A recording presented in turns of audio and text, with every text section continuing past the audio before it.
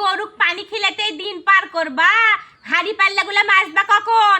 আর দুপুরের ভাতের জোগাড় হবে কখন? তাড়াতাড়ি করে হাড়ি পাল্লা মাঝে দুপুরের ভাতের জোগাড় করে নাও।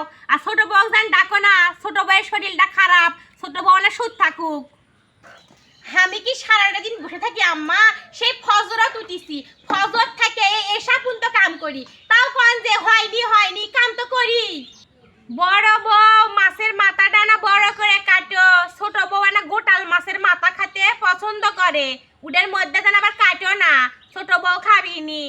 এটা আবার নতুন কথা কি আম্মা? বড় বড় মাছের মাথা সবসময় তো ছোট বউই খায়। 20টা বছরের জীবনে কোনোদিন বড় মাছের মাথা পানু না। কামের সময় বড় বউ আর গিলানের সময় হচ্ছে ছোট বউ। আর ছুরি রাখো কই? সারাটা দিন ভেটকি ধরে ধরে শুট থাকবি আর সব কাম আমার করা লাগবি।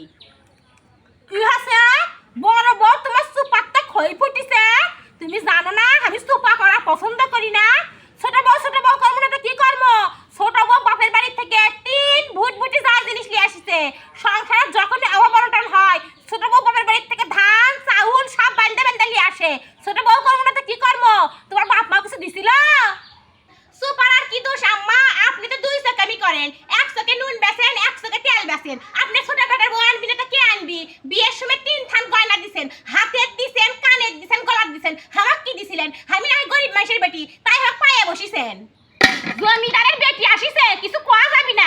সুপা করা ওই সুপার 20 দাঁত আমি ভাঙ্গালিমো, ফোস করে ওটা কিছু করে কাল সবের লাগে ফুস করে ওঠে, মনে হয় সবল মারবি। আসু কালকে আমার বেটা কাউর থেকে ওই 20